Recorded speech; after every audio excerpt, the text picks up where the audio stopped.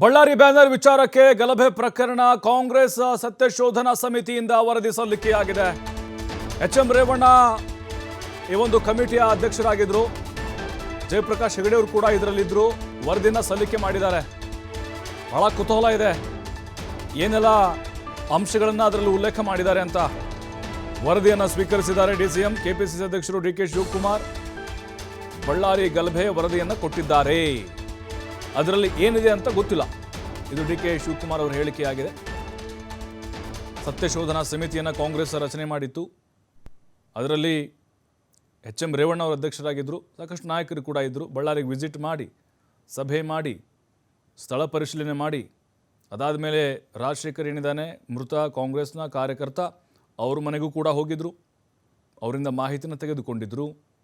ಜೊತೆಗೆ ಸ್ಥಳ ಪರಿಶೀಲನೆ ಕೂಡ ಮಾಡಿದ್ರು.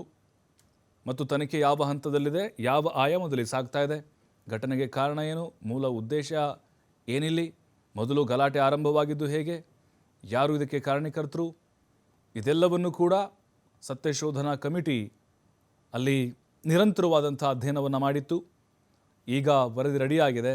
ಡಿ.ಕೆ. ಶಿವಕುಮಾರ್ ಅವರಿಗೆ ಸಲ್ಲಿಕೆಯನ್ನು ಮಾಡಿದ್ದಾರೆ. ನೋಡಬೇಕು ಅದರಲ್ಲಿ ಯಾವೆಲ್ಲ ವಿಚಾರಗಳನ್ನು ಹಂಚಿಕೊಂಡಿದ್ದಾರೆ ಅಂಥೇಳಿ. ಸಹಜವಾಗಿಯೇ ಎಲ್ಲ ಪಕ್ಷಗಳಲ್ಲೂ ಕೂಡ ಈ ರೀತಿಯಾದಂಥ ಒಂದು ವ್ಯವಸ್ಥೆ ಇರುತ್ತೆ. ಯಾವುದೋ ಒಂದು ಘಟನೆ ಆದರೆ ಸತ್ಯಶೋಧನಾ ಅಂದರೆ ಶೋಧನೆ ಮಾಡೋದು, ಅದು ಸತ್ಯಾನ, ಅಲ್ಲಿ ಘಟನೆ ನಡೆದಿರೋದು ಯಾರ ಕುಮ್ಮಕ್ಕಿನಿಂದ ಆಯಿತು, ಮತ್ತು ಏನೆಲ್ಲ ಆರೋಪಗಳು ಕೇಳಿ ಬರ್ತಾ ಇದೆ, ನಿಜಕ್ಕೂ ಭದ್ರತಾ ವೈಫಲ್ಯ ಇತ್ತಾ, ಇದೆಲ್ಲವೂ ಕೂಡ ಅದರಲ್ಲಿ ಅಡಕವಾಗಿರುತ್ತೆ.